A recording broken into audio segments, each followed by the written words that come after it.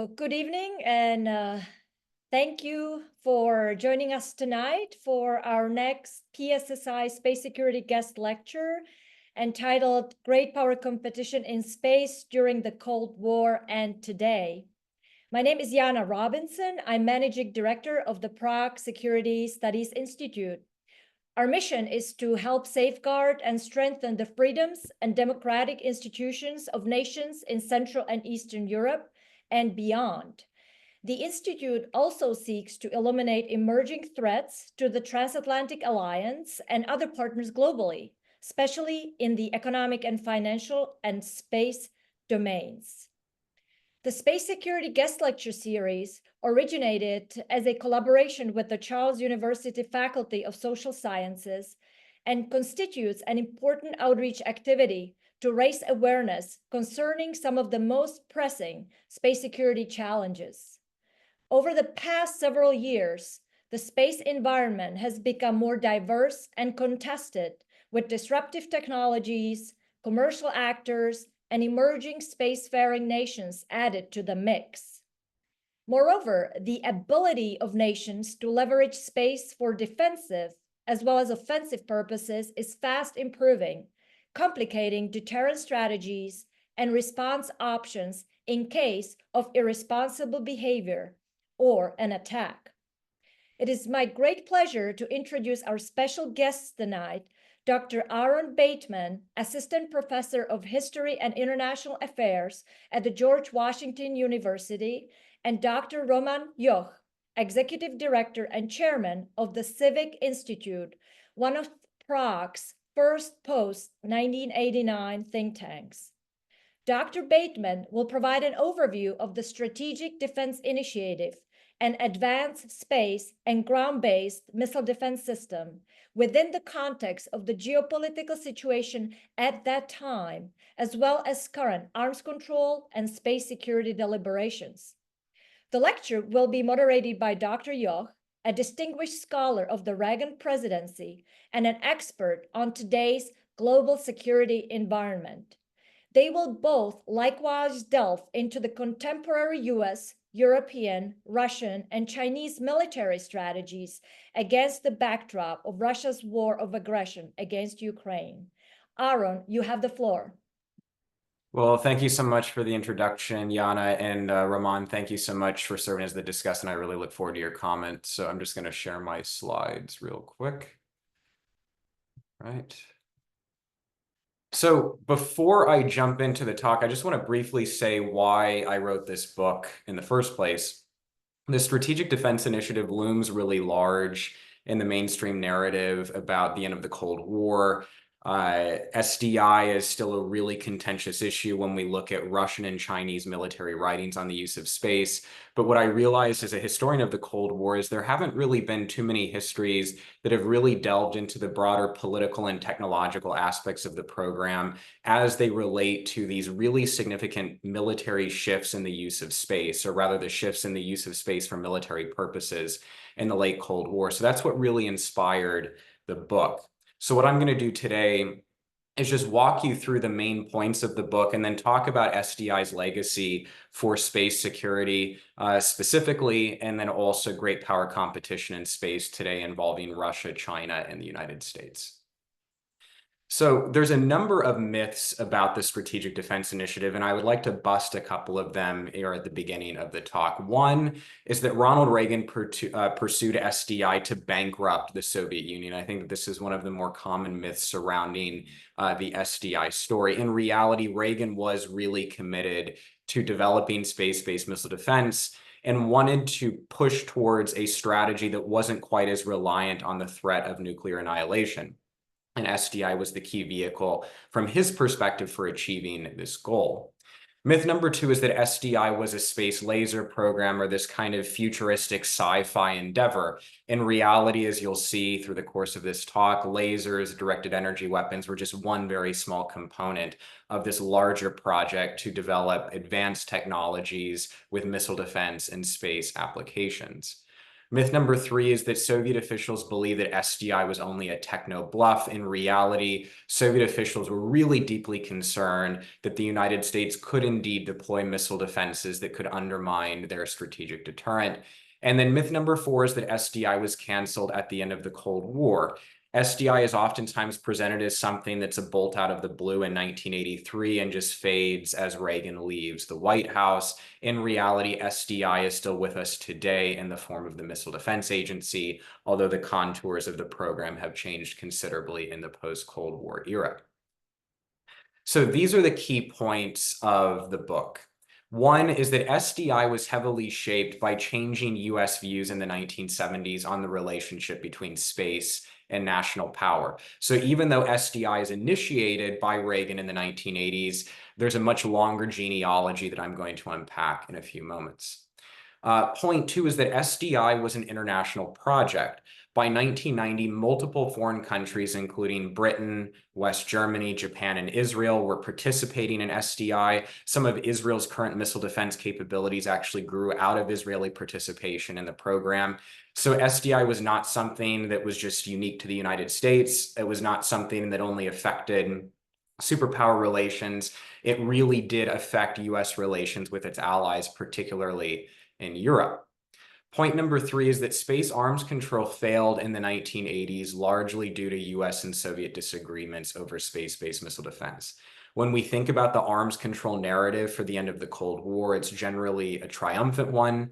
We get unprecedented nuclear arms reductions. We have the INF Treaty in 1987, START in 1991. But we need to remember that these grew out of something called the nuclear and space talks, and the space component of those talks did not produce a treaty, largely due to these intense disagreements between Moscow and Washington on SDI. And then finally, SDI continues to shape Russian and Chinese attitudes towards US military space power in particular. And space security issues left unresolved in the superpower dialogue in the 1980s and early 1990s continue to shape the international dialogue today on space security. So very briefly, I want to just talk about what's the larger significance of this book for how we think about the history of the space age. So I liken the history of the space age to an iceberg. And the reason why is that if we look at histories of the space age, generally human spaceflight, civil space endeavors, space exploration, that's really the tip of the iceberg that most people have seen and most people are familiar with. But now with the declassification of relevant documents in the United States and to a degree in the former Soviet Union and among certain space powers in Europe, we're beginning to get a window into what I liken a secret world under the waterline. These are the secret military and intelligence space programs that were developed during the Cold War, but were largely obfuscated. And now we're beginning to actually unpack what were the significance of these programs within the context of superpower competition during the Cold War. And SDI is a really key part of this window into a secret world. So how do we do that? Well, my book is based on archival research using declassified documents in the United States, documents in the former Soviet Union, and then documents in Western European states that participated in SDI. And so in total, I collected about 17,000 pages of documents from those archives for this project. So before delving into the talk, I think it's really important to establish what was the Strategic Defense Initiative. SDI was an umbrella for multiple research and development programs within the US Department of Defense to develop technologies for land and space-based missile defense. So what you see on the left-hand side of the screen was the Department of Defense's concept for a first phase strategic defense system. Now, only a couple of minor components of this would actually be deployed. But what you are seeing here on the left-hand side of the screen is ground-based interceptors and space-based interceptors, as well as satellites for tracking missiles in all phases of flight. And so this is what the US Department of Defense was planning on deploying in the 1990s, but the collapse of the Soviet Union, the changing international political conditions in the 1990s would ultimately result in a much smaller version of SDI being deployed. And then what you see on the right-hand side of the screen is the concept for the space-based interceptors that were tested multiple times, but never actually deployed, called Brilliant Pebbles. So why the emphasis on space-based missile defense? The Reagan administration wanted to be able to defeat ballistic missiles in their boost phase of flight. So ballistic missiles have three phases: boost phase, mid-course is when all of the warheads would release, and then terminal is when those warheads are actually going towards their targets. And the Reagan administration wanted to be able to defeat ballistic missiles in their boost phase before the warheads released. And this would have entailed stationing weapons in space. And this was an extremely controversial aspect of the SDI program. Why? Because for years up until this point, the US government had been messaging that it was committed to the peaceful use of outer space. So the idea of deploying potentially hundreds or thousands of weapons in space to be able to defeat ballistic missiles in all phases of flight was seen by many as a really destabilizing prospect. And it was this political issue, this discomfort with the idea of weapons in space, that was as controversial as questions of technological feasibility. So when we think about the SDI origin story, it often is confined to the 1980s and Reagan's March 1983 SDI speech. But we need to go back a little bit further in time to understand, where did SDI come from, or at least this idea that space could be used more competitively. That really grows out of changing US views on the relationship between space and military power in the 1970s. So there's a number of different factors that are driving this shift. Up until this point in the mid-1970s, the US and the Soviet Union had used space technologies for intelligence, surveillance, and reconnaissance, for communications, for nuclear early warning, basically putting sensors in space to gather data. That was the fundamental kind of approach of the superpowers to space, and then also using space for communications. But what happens in the mid-1970s is that, one, détente is starting to crumble. The superpowers are entering into re-entering a competitive phase in their relationship. But also the US and the Soviet Union are fielding space technologies that can be used to more directly support military forces. So the Soviets, by this point in time, have fielded a constellation of satellites that can track naval vessels in near real time and provide targeting data to anti-ship ballistic missiles. At the same time, the US is fielding its first echelon of reconnaissance satellites that can downlink data in near real time to intelligence analysts on the ground. Also going on, by the end of 1975, the Soviets reinvigorate testing of an anti-satellite weapons capability to be able to shoot down US satellites. So as a consequence of that, President Gerald Ford establishes as a panel in 1976 under the leadership of a guy named Solomon Buxbaum, who was a former presidential science advisor. And at the time, this is a highly classified study. The results of it would only be declassified in the post-Cold War era, and only declassified in part. And what we find is that the authors of the report that ultimately goes to President Ford say that it is against the US interest to treat space as a sanctuary, and that the United States must develop military tools for denying the Soviet Union a sanctuary in space. The report also states that the United States needs to develop its own anti-satellite weapons program to be able to deny the Soviet Union use of space in wartime. And what's really driving this is not the Soviet anti-satellite weapons program. That's of concern. But what US officials are really concerned about is having weapons to be able to shoot down Soviet satellites that are going to be used for monitoring US and NATO military forces. So as a consequence of this study, in his last 48 hours in office, President Gerald Ford signs a national security directive directing the Pentagon to initiate development of an air-launched anti-satellite weapons capability, which you can see on the right-hand side of the screen, called the Miniature Homing Vehicle, and then to also develop electronic warfare capabilities that can jam the command and control links for Soviet satellites. So the capability on the right-hand side of the screen is what was known as a hard kill capability. This is to physically destroy Soviet satellites. The electronic warfare capability would degrade the functions of Soviet satellites without physically destroying them.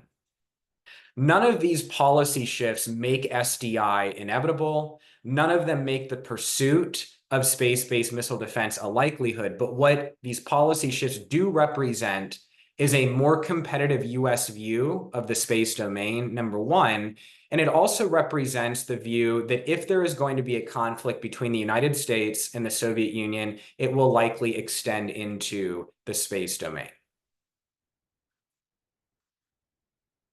So when Ronald Reagan comes into office, he inherits the Miniature Homing Vehicle Anti-Satellite Weapons Program. But it's also important to note that Ronald Reagan really believes that there's an important connection between space and American leadership on the international stage.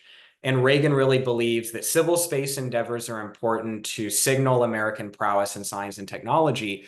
But Reagan also believes that the United States really needs to build up its military capacity in space and to field the anti-satellite weapons program that had been initiated by the Ford administration. But Reagan is also interested in missile defense, as I'm going to talk about in a few moments. But what I want to emphasize here is that Reagan makes a speech in July of 1982 at Edwards Air Force Base after the inaugural space shuttle mission. And he talks about the importance of American space leadership. And he's signaling that space is going to be a really important part of his foreign policy and national security agendas. Around the same time that this is going on, within a few months, Reagan initiates a national security space strategy study that is in effect looking at what is going to be American national space strategy in the coming years. And it's based on the premise that the Soviet Union has initiated a major campaign to capture the high ground of space. And so Reagan very much views space in competitive terms. And he believes that space is going to be a central part of this massive military buildup that he's going to lead. So how do we actually get to SDI when Reagan makes his March 1983 speech? So prior to this, Reagan asked the Joint Chiefs about missile defense and if missile defense was indeed a possibility. But even prior to that, even prior to coming into the White House, Reagan had already shown an intense interest in this topic, and Reagan had already become convinced that technologies had advanced to a point where land and space-based missile defense was indeed feasible and also that it was desirable. So in March 1983, Reagan inserted language into this speech in which he called upon American scientists to use their talents to render nuclear weapons impotent and obsolete. What I want to emphasize here is that Reagan did not share the content of that speech with many people outside of a very small circle, in particular, his national security advisor. He did not tell the US Secretary of Defense, Caspar Weinberger, did not share this with US Secretary of State George Shultz. And the reason why is that there was a lot of opposition to missile defense. There was a lot of opposition to the very idea of placing weapons in space. And so Reagan feared that if this went into the US interagency, that the US bureaucracy would try to kill SDI even before the program was established. So he makes his speech in March of 1983, and it actually takes about a year for SDI to be formally established. So about a year after the speech, the Pentagon formally establishes the Strategic Defense Initiative to develop a wide variety of technologies for missile defense application. And then this is under the direction of the Strategic Defense Initiative organization that direct reports to the Secretary of Defense and then on to President Reagan. So this is really the origins of SDI. The Soviet response to SDI is overwhelmingly negative. At this time, the leader of the Soviet Union is Yuri Andropov, who had previously been the head of the KGB. Andropov is really worried that Reagan might launch a decapitating nuclear first strike on the Soviet Union with little warning. And he sees SDI as nothing more than an advanced technology program that's designed to decapitate the Soviet Union.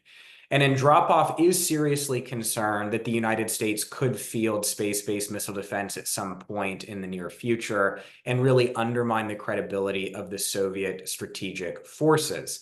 So very quickly, the KGB initiates a global anti-SDI propaganda campaign, really warning that any development of space-based defenses or missile defense of any kind would be terribly destabilizing.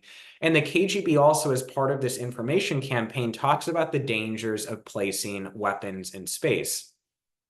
It's also important to stress that Andropov tells Reagan that if there is going to be any progress on arms control, if there's going to be any progress in nuclear arms control, that the United States will have to agree to limits on what the Soviet Union termed space strike arms, which included both anti-satellite weapons and missile defenses. And so the Soviets were in effect saying, we're not going to have any progress on arms control whatsoever unless the United States would be willing to accept some kind of constraints on missile defense and space weapons, which the Reagan administration was not willing to do. SDI also tests the cohesion of the Western Alliance and the Transatlantic Alliance in particular. So SDI is announced in March of 1983, which is a really tense year in transatlantic relations. The United States is preparing to deploy intermediate range nuclear forces in Western Europe. There's rising anti-nuclear sentiment. There's fear that there could indeed be a nuclear war between the United States and the Soviet Union. And so this is a really tense atmosphere in which SDI is introduced. And US allies in Europe had no idea this was coming. And so even Prime Minister Margaret Thatcher of the United Kingdom, who is pictured here, who had a very close relationship with Ronald Reagan, was really caught off guard and had no idea what the president was talking about. And European allies are wondering, well, what's going to be the implication of SDI for European security? There was concerns that the United States would in effect develop a missile shield in space covering North America, leaving Europe exposed to a Soviet attack. So in an attempt to try to build alliance cohesion behind the program, what the Reagan administration does is offers US allies the opportunity to become involved in SDI research and development. So in early 1985, US Secretary of Defense Caspar Weinberger offered select US allies in Europe, as well as Israel, Japan, South Korea, and Australia, the opportunity to become involved in SDI research and development. Now, what's really important, I think, particularly for a European audience to understand, is that this becomes a deeply divisive issue in the transatlantic alliance. So French President Francois Mitterrand tells the other European allies, we should not become involved in SDI. We need to develop our own technological capabilities in missile defense as well as in space. He said Europe should not leave space to the Americans, that military space had traditionally been an area neglected by the Europeans, and that rather than getting involved in SDI, Europe should go its own path. And when Mitterrand talked about European autonomy, he really meant European autonomy under French leadership. And so really what's going on is there's this visceral debate about, is Europe going to become involved, or are European allies going to become involved in SDI, or are they going to go in a different direction? Ultimately, what happens is West Germany and Britain become involved formally in Strategic Defense Initiative research and development. They sign a memorandum of understanding with the US government guiding their SDI research and development activities. France does not formally become involved. But I think what all of this highlights is that if we think about the expanded militarization of space that's going on in the 1980s, space, of course, had been militarized since the beginning of the space age. But if we think about this period of expanding space militarization, this is not just a superpower affair. This is something that transcends the bipolar superpower dynamic, and Europe is deeply involved, not just in terms of the political debates, but does actually become involved in SDI research and development, an active participant in this program. Now, ultimately, even though multiple European countries participate in SDI, it doesn't really overwhelmingly reduce the hostility of key European leaders to the deployment of space-based defenses. So we have a situation in which European allies want access to SDI technologies, in some cases because they'll also have civil applications, but they're really concerned about deploying space-based defenses because they see this as potentially destabilizing. So this is the tightrope that European officials have to walk, and European hostility towards SDI would not really be eliminated. It remains a controversial issue well into the 1990s.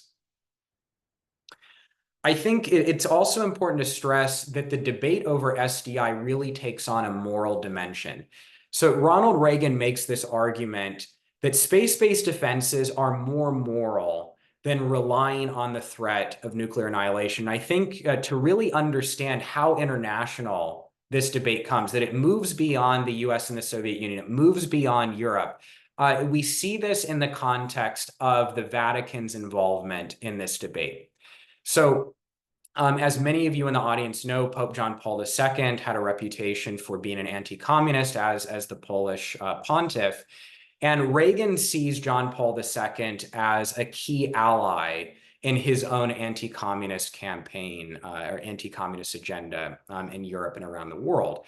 And so Reagan wants to get John Paul II to endorse SDI. At the same time, the Soviets want John Paul II to condemn SDI as this really destabilizing project. Now, ultimately, John Paul II would not endorse SDI. And what you see on the right-hand side of the screen is a declassified report from the US ambassador to the Holy See saying that the Vatican is in effect getting tired of SDI salesmen coming to the Holy See to try to sell the idea of strategic defense. But what is important is that the Pontifical Academy of Sciences, which is this group of scientists who advise the Pope on a wide variety of scientific and technical issues, was going to produce a report on SDI that US officials had learned was going to be overwhelmingly negative.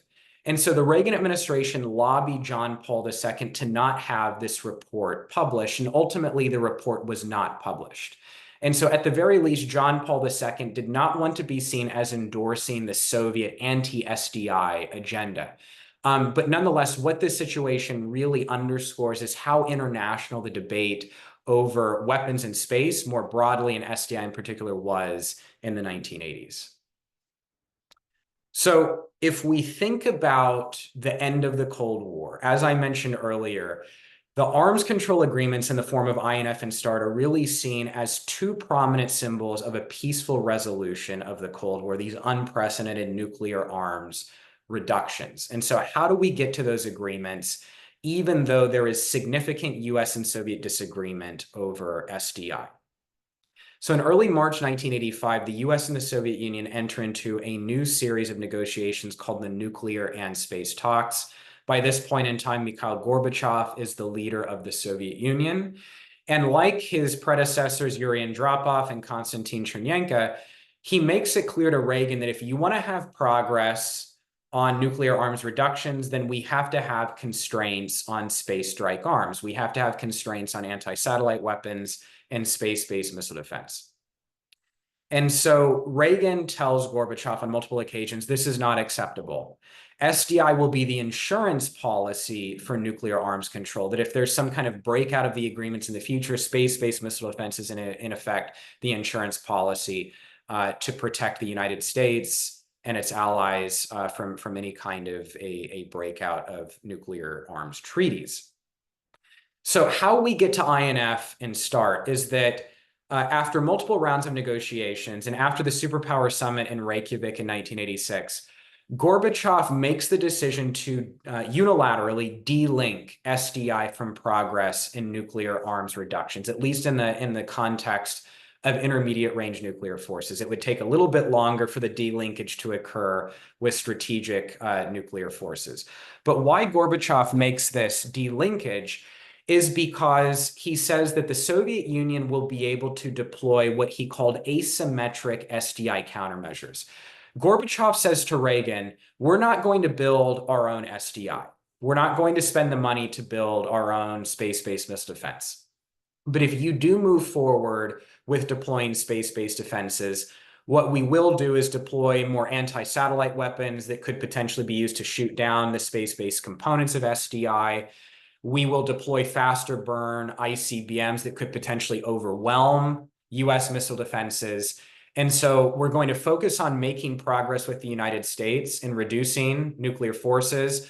But the Soviets still implored the United States to not move forward with deploying space-based defenses. But Reagan will not accept any constraints on US military space programs, and SDI most prominently. So by this point in time, the Reagan administration wants to make really significant progress towards fielding space-based defenses. There had been a lot of discussion about futuristic technologies like using lasers to shoot down ballistic missiles, but it's clear that these technologies are not going to mature anytime soon. So what the Pentagon is focused on is deploying kinetic interceptors, things that use kinetic force to destroy ballistic missiles in all phases of flight. And what the Pentagon realizes is that it's going to need light, cost-effective space-based interceptors that can be used to destroy ballistic missiles. So ultimately, Lawrence Livermore National Laboratory in California comes up with the concept of brilliant pebbles, which you see on the right-hand side of the screen, which would have entailed deploying hundreds or thousands of interceptors in low Earth orbit to be able to destroy incoming Soviet ballistic missiles. These could have also been used to attack Soviet satellites in a wartime situation. But one of the most significant impediments to moving forward with SDI was the cost of launching things into space. And the idea was that brilliant pebbles are really small, they're more cost effective, and so you can deploy a much larger number of these in space much more cost effectively. So today there's a lot of discussion of what are known as proliferated satellite constellations. Think Starlink, so communication satellites in low Earth orbit. Brilliant Pebbles was an early concept of a proliferated satellite constellation, although it would not come to fruition, largely due to political reasons. So what happens to SDI? Well, moving into the early 1990s, when George H.W. Bush succeeds Ronald Reagan, the U.S. is still committed to deploying space-based defenses. The U.S. is committed to deploying Brilliant Pebbles. There's 3 tests of Brilliant Pebbles that are not successful. But more importantly than that, with the signing of the INF Treaty in 1987 and the Strategic Arms Reduction Treaty in 1991, the Russians make it clear that if the United States moves forward with deploying space-based defenses, the Russians might consider pulling out of these arms control agreements. And so there's no specific limits on missile defense, but the Russians are making it clear that they want the United States to keep the 1972 anti-ballistic missile treaty in place that had limited US and Soviet missile defenses. And that if the US moves beyond that, then the Russians might reconsider their compliance with these nuclear arms control agreements. So moving into the 1990s, and particularly Bill Clinton's administration, what we see is that SDI, or as it was more commonly known, Star Wars, is brought down to Earth, and the space-based components are downgraded. So space-based interceptors are eliminated from the concept, and there's a focus on putting satellites in space to track ballistic missiles, but placing the interceptors only on land, which is seen as far less politically provocative and not as technologically complex. But what I really want to emphasize here is, yes, there were technological issues, but it's really the changing international political conditions moving into the post-Cold War era that lead to a downgrading of US missile defense and a focus on land-based missile defense rather than space-based defenses. So if we think about that early concept for a strategic defense system that I showed at the beginning of the presentation, Brilliant Pebbles is the main thing that is eliminated. The ground-based interceptors remain in place and satellites to track the missiles, but no weapons in space. So if we think about SDI's enduring legacy, there's a couple of points that I want to highlight. On the technological front, what we see today in the US Department of Defense is a move towards deploying proliferated satellites in low Earth orbit to be able to track adversary missiles in all phases of flight, and including highly maneuverable hypersonic weapon systems. And so a lot of these concepts directly grow out of concepts that were being pursued by the Strategic Defense Initiative organization. We have not seen a return to deploying weapons in space for missile defenses, although that could be a possibility in the near future. But we do see a direct connection today between the space architecture pursued by the US Department of Defense and the architecture being pursued by the Strategic Defense Initiative organization in the 1980s. But on the political front, what we see is still intense controversy over the very idea of any kind of counter space capabilities that could be used to attack satellites, the idea of placing weapons in space or even developing land-based counter space weapons. It's still very difficult for US defense officials to talk about counter space capabilities. And there's a direct connection, there's a direct linkage between that difficulty and the controversy surrounding space weaponization in the 1980s. And then the final point that I want to highlight on the political front is that these issues left unresolved in the arms control negotiations. What are the limits of military activities in space going to be? That was an intense issue, an intense point of disagreement in the 1980s, and that still very much shapes the international dialogue on space security today. When we think about great power competition in space, we see Russia and China in particularly fielding a wide variety of weapon systems that could be used to either degrade or destroy US and allied space capabilities. And what I'll highlight here are Russian capabilities. So in 2021, Russia carried out a debris-producing anti-satellite weapons test. And some of Russia's counterspace capabilities were originally designed to be countermeasures to SDI if it was ever deployed. And so some of the counterspace capabilities being fielded by Moscow today are very similar to concepts that were being developed in the 1980s as potential asymmetric countermeasures to SDI. So this is another linkage between the 1980s past and the present in the context of space security. And I'm happy to talk about this more in the Q&A. So final points. One, when we think about the origins of SDI, it really grows out of this more competitive US approach to space that emerges in the 1970s as both détente is crumbling and the superpowers are using space for new military purposes. SDI was an international program. Participation in multiple foreign states, multiple allies in Europe, as well as Israel and Japan. Space arms control failed in the 1980s, largely due to US and Soviet disagreement about space-based missile defense, which has enduring implications for the space security environment today. And those issues left unresolved continue to shape the international discussion concerning stability in space today. So I'll leave it there for now. I look forward to Roman's comments and also your questions and comments. Thanks very much.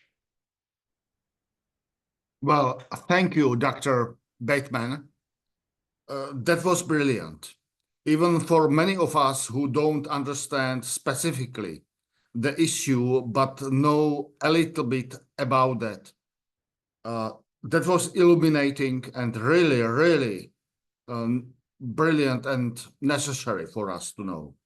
I have three basic questions.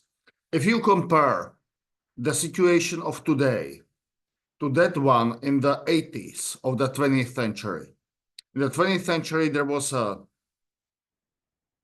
senile, stupid, but vicious enemy in the form of the Soviet Union. Now we, the West, and especially the United States of America, have a rational, vicious, terrible enemy in the form of the People's Republic of China, and let us say a sidekick in the form of North Korea. Would you say which period was more dangerous for us and for America? The 80s of the 20th century or the period of today? That's my first question. So no, it's a really good question, and it's one that's difficult to definitively answer. But what I'll do is I'll offer a couple of points. I think on the nuclear front, there was much greater anxiety in the 1980s about nuclear war than there is today. But I think that if from a US perspective, it's a far more complicated situation because China is not the Soviet Union. China has far greater financial resources. It has a much more sophisticated military force.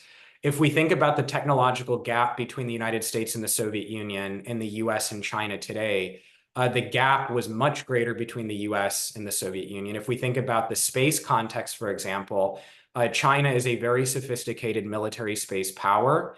It's both using space capabilities to support its military forces, and it has also developed and fielded weapon systems to deny and degrade US space capabilities. And this, of course, this competition and this technological gap is not confined just to the space arena. So I would say for the United States, it's a much more challenging situation to have two near-peer adversaries that are a serious challenge to US security interests in two different parts of the world. And so from that standpoint, I would say it's a far more difficult situation. And I think this is why we have to be careful in making comparisons between the Cold War and today. I hear a lot of people say, we are in Cold War 2.0. But I really want to stress this point. China is not the Soviet Union. I think that China is a far greater threat militarily than the Soviet Union ever was. And while the Russian Federation is not China, as we've seen in Ukraine, Russia is a serious menace to European security, and it is a serious menace to US national security interests. So having both of these competitors simultaneously really poses an immense problem and immense challenge for US national security. Thank you. I was struck by your observation that the SDI, Strategic Defense Initiative in the 80s, was an international project. I haven't know about that. And now my question is, what should we, America's allies, especially Europeans, do more in order to help America in the sense of defending ourselves commonly against space threats? What should we do more? Yeah, I mean, I think that that question is generally answered by U.S. officials just in a monetary context of spend more. But what I want to do is I want to take a slightly different perspective. So today, European allies have a lot more capability in certain key arenas, and space is one of them. We see multiple U.S. allies in Europe investing more in space capabilities. And what I would really emphasize is that interoperability is essential. And so if European allies are going to develop capabilities and are going to operate with the United States as part of a coalition, then it's really essential that we have systems interoperability, that we can rapidly share data between ourselves. And so I think it's really important to cooperate with the United States to ensure that as systems are being acquired, as they're being designed, that they're not just interoperable with the United States, but also interoperable with other allies within Europe. Well, thank you. And my last question before we let our listeners to ask their questions, my last question would be following. Well, you are going to have national elections tomorrow, including presidential elections. Regardless who is elected the next president of the United States of America, if you have a chance for a 5 minutes talk to him or her, what would be your advice to the next president of the United States?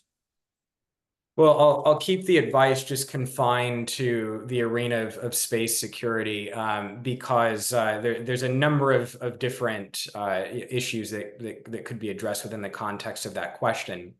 But what I would say is that space security is actually a largely bipartisan issue in the United States. I think both parties really see this as critical. But what I would say to either president is that space capabilities are absolutely critical for US and allied national security. And I think that is much more recognized today. There's much greater recognition of that within the US national security establishment, all the way on up to the White House, as compared to earlier years. But I think what we need in the United States is much greater public conversation about this issue. And perhaps compared to Europe, there is more public discussion of space security. But it's still really difficult to talk about how are we actually going to deter our adversaries in the space domain. And security classification is a really significant impediment. And yes, the US government needs to protect certain sources and methods and capabilities. But I think that regardless of who is in the White House, we need to have more of a public discussion. We need to have more of a public campaign that specifically focuses on how we are going to deter adversary aggression in the space domain. So that would be one of my key pieces of advice. Thank you. Thank you very much. And now there are following questions from our listeners and viewers. There is a question from Bruno from Portugal. Dr. Bateman, thank you very much for the insightful presentation. At least one presidential candidate has, as recently as yesterday, announced the intention to build a space-based system, specifically referencing President Reagan's initiative. How do you assess prospects for bringing and SDI 2.0 to life in the next 4 years, irrespective of the presidential election outcome? Thank you. Well, when Trump was in office previously for the 2019 Missile Defense Review, his administration actually inserted language about relooking at space-based missile defense. And so it's indeed possible that if Trump is elected, that his administration might make this an objective. I think that it is more unlikely that a Harris administration would pursue space-based defenses. And a couple of considerations here. One of the biggest impediments to moving forward with space-based defenses in the 1980s and early 90s was the cost of launch. It was just really exorbitantly expensive to get things into space, and the cost of launch has gone down. But it's not really going to be a primarily technical debate. It's not going to be technological issues that really decide whether the United States pursues space-based defenses in either administration. There would be a lot of people who would line up, who would make the argument that space-based defenses would be terribly destabilizing because Russia and China will just build up more nuclear forces in response. There's going to be others who argue that even if you have a space-based defense system that, let's say, could take out 20% of a Russian ICBM attack or 20% of a Chinese ICBM attack, that would be enough to have deterrent potential, that could enhance the US deterrent posture. And so there would be a lot of debates, specifically focusing on the implications for strategic stability. There would be debates concerning the implications for deterrence. And so it's really difficult to say which of those arguments would really carry the most water. But also, there's going to be the cost. It would be an immensely it would be a really, really significant cost for the Department of Defense to develop and procure. And so it's difficult to say what the likelihood would be, but I think that what you would see is really significant controversy on the same level as you saw in the 1980s, even though the strategic environment is considerably different. Yes, thank you. Another question from Mr. Willem, which is Czech for William, and the question is, considering Russian tendency during very recent years to stop upholding many agreements that were holding for decades, is there is there any sort of push towards arming the space now, given the status quo based on agreements is starting to fall apart? Well, I think that if you're specifically talking about pressure for the U.S., the U.S.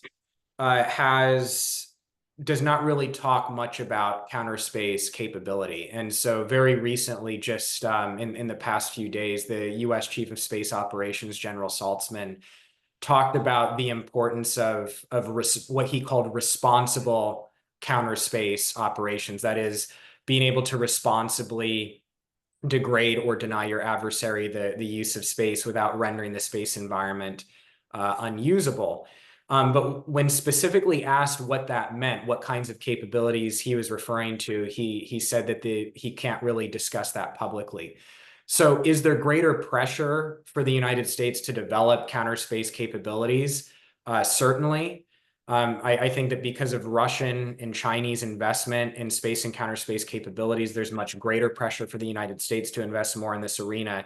But it's really difficult for the US government to have a public discussion because of current security classification policies. Thank you. Another question. How do you assess the hypocrisy of the Soviet Union and now Russia regarding their rhetoric in opposition to US missile defenses in general and space weapons more specifically? After all, Russia has for decades fielded ballistic missile defenses and various space weapons, including potentially a space-based nuclear-armed ASAT. Please explain. And I'm sorry, what was the first part of the question? I caught the last part. How do you assess the hypocrisy Of the Soviet Yes. Union and Russia?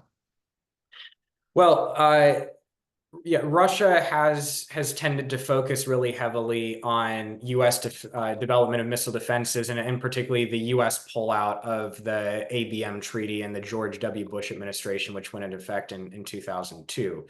And Russia has said multiple times that if the U.S. wants to have any kind of arms control concerning space, that the U.S. would need to include its missile defenses, because missile defenses could potentially be used to attack space systems. But according to publicly available information, Russia has been developing and fielding counter space capabilities both on the ground and in orbit for some time. And so Russia has tended to place the focus on US capabilities and not really discussed its own. But it is very clear that Moscow intends to field systems designed to degrade and or destroy US and allied space systems. But I think that really what it just goes to show is that Russia is not at all serious about any kind of measures to reduce risk in space. Russia is not serious about space arms control. And I think that Russia's recent refusal to, in effect, commit or recommit or underline the sanctity of the 1967 Outer Space Treaty, which prohibits the deployment of nuclear weapons in space, really speaks for itself in this regard.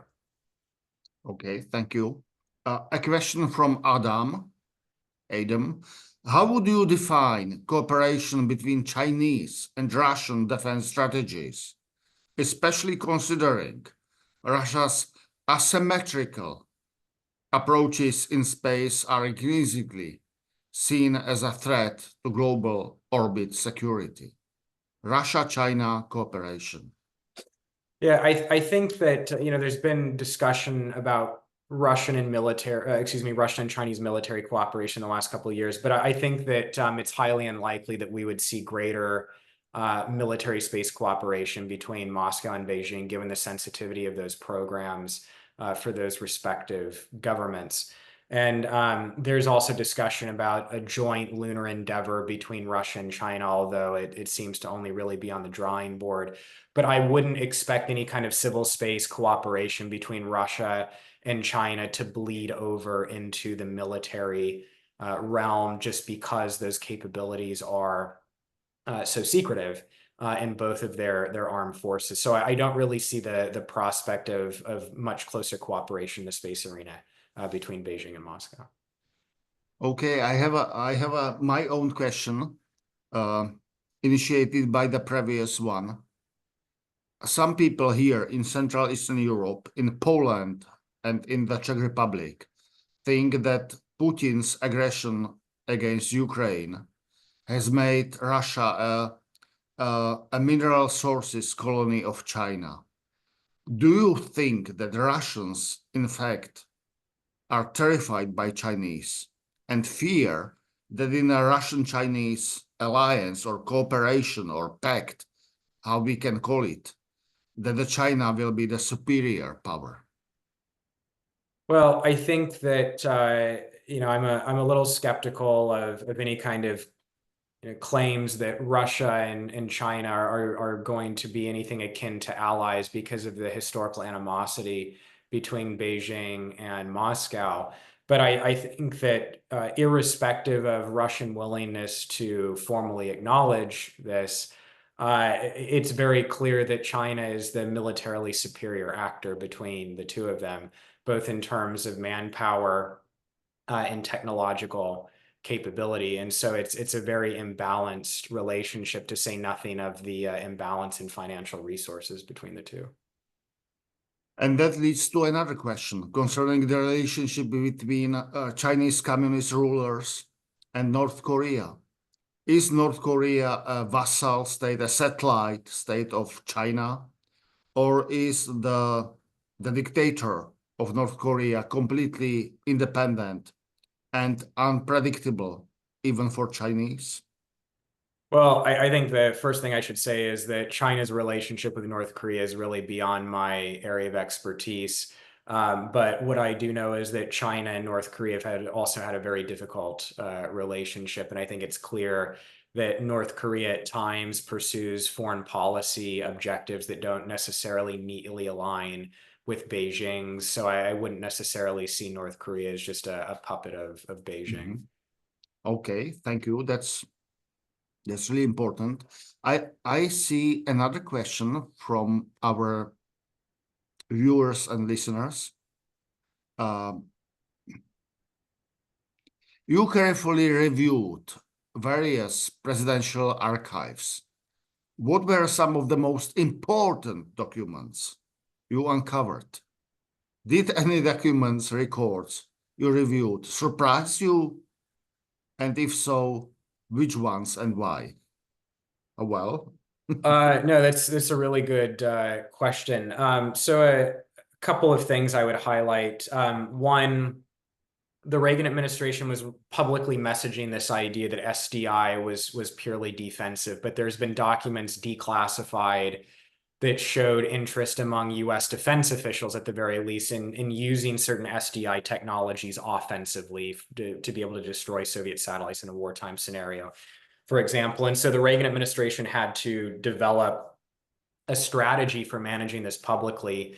And at the Reagan Library in Simi Valley, California, I found a series of documents on what the administration called the SDI Bible, which was in effect the public diplomacy strategy. So that was really interesting. The documents about the Vatican, I found to be really surprising. I didn't expect to see this campaign to try to get John Paul II to endorse SDI. And then a final one I would point out is from the British archives. Margaret Thatcher has generally been presented as vehemently opposed to SDI and deployment of space-based defenses. But when we look in the declassified archival record, we find that by 1990, she was actually supportive of deploying brilliant pebbles. And she had really changed her views. And so that challenges some of the entrenched narratives about Margaret Thatcher and SDI. And so that was a really unexpected and interesting find. Well, that's remarkable. That's remarkable. A question from Pablo.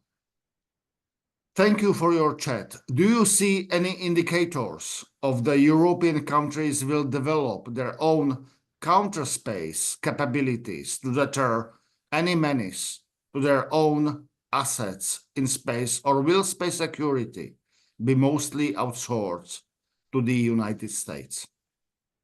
Really good question. So France has already announced plans to develop capabilities, basically what they call guardian satellites. So these are satellites that would have weapons on board to protect other French satellites that are used for nuclear command and control and conventional command and control or intelligence, surveillance, and reconnaissance, et cetera.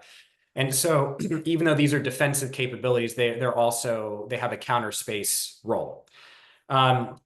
I think it's also very well possible, even likely, that in the coming years, more European countries are going to field electronic warfare capabilities that could be used to jam adversary space systems. There are some very sophisticated cyber actors in Europe, to include Estonia, France, Germany, Britain, that could develop cyber tools that could have counter space applications that I mean, in very reductive terms, you hack into an adversary's command and control used for space systems and then degrade the functions of those space systems. So I think it's very likely that we'll see more US allies in Europe investing in counter space, even if they're not kinetic weapons, but nonetheless investing in counter space capabilities because of their importance for European security. Mm-hmm. Thank you.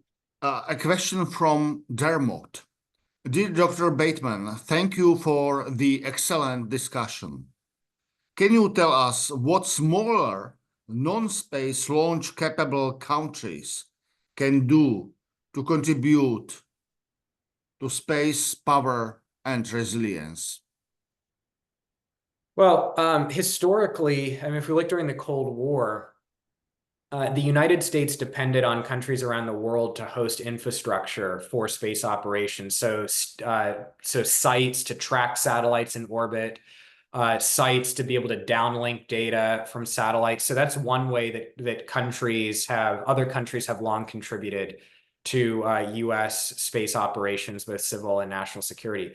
I think today what we see is a lot of countries, or a lot more countries, developing space domain awareness sensors. So sensors that can be used to track satellites in orbit and providing that data to the United States and other allies. So there's a wide variety of ways in which countries can contribute to space security collectively, infrastructure being a really important one, without necessarily developing their own systems in space. There is another question from Willem, which is Czech for William, and it is really extremely important one concerning India. We want India to have on our side. And the question is following. Given the blind spots of many agreements between the United States and the former Soviet Union, now Russia, these being often complete ignorance of other actors like China or India, what are the chances of fourth actor, India, appearing in a space arena and possibly putting weapons in space, India? Does the United States see this as an issue? Does United States react to this possibility in any way?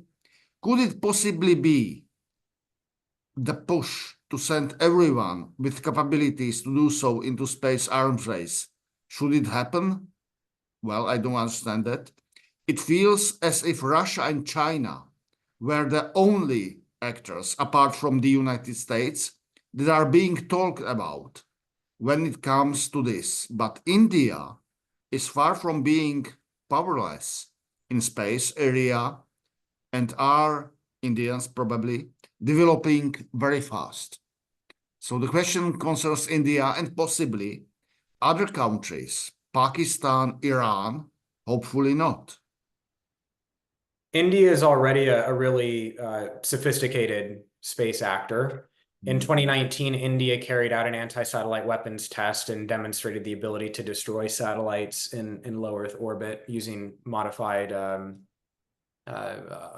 missile defense capability. So could India field weapons in space? Technologically, yes, that would be feasible. But I think it's very clear, regardless of the basing mode, whether it's land-based or air-launched or sea-based or space-based, India clearly sees counter space capabilities as really important, given its problems with its neighbor, China, and the fact that space capabilities play such an important role in Chinese military strategy. To your questions about Iran and Pakistan, I think that what we see in general is much greater democratization of access to space. This is one of the key things that differentiates the Cold War and post-Cold War space environments. There's a far greater number of commercial and governmental actors in the space. I mean, the commercial space arena doesn't even really begin to take off until the Cold War comes to an end. So it's very clear that Iran intends to put up intelligence, surveillance, and reconnaissance satellites. Israel, for example, has an exo-atmospheric missile defense capability that technologically could be used in a counter space role. It is very well possible that in coming years, Japan is going to field electronic warfare counter space capabilities. Japan and South Korea are already putting up more military capability in orbit. So I think that what you're going to see across the board is that military space capabilities are going to become even more common outside of, let's call it the big three of the United States, Russia, and China. That's already the case, but that's only going to intensify moving forward. And the other thing is that because of commercial space capabilities, countries that don't possess space programs can purchase high-resolution satellite imagery, for example, and use that for intelligence purposes. So use of space data, access to space data is much more common outside of the great space powers today as compared to the Cold War. Well, Dr. Bateman, thank you very much indeed. And I have my own last question. What should we do, we Europeans, and especially Central Eastern Europeans, and in particular Czechs, do to enhance our common transatlantic security even in regards to the space? What should we do? Well, I think that how I would answer that is I would say that the war in Ukraine has really underscored the importance of space capabilities. And I don't think that most people would have thought of Ukraine as a space power prior to this conflict. But what Ukraine has really successfully done is harnessed commercial space capabilities for its defense and for its ongoing war against Russia. And so what I would encourage all European countries to do, and particularly smaller countries in Central and Eastern Europe, is to learn from that case and to be thinking about infrastructural resiliency. And connectivity is one of the most important pieces of that equation. And so because there is greater access to commercial space capabilities for satellite imagery, for telecommunications, I think it's really important for all countries to have resiliency plans in place, and commercial space should be a core component of those resiliency strategies. Thank you. Thank you, Dr. Bateman, very much indeed. I hope that the transcript of your conversation with us will be submitted to the members of the Czech Parliament and to ministers of the Czech government, and especially your last answer will be definitely provided to them. And dear viewers and listeners, thank you for your interest, and I hope that you will be keen to attend and watch and listen to next installations of the Prague Security Studies Institute. Thank you very much indeed. Thanks a lot. Thank you.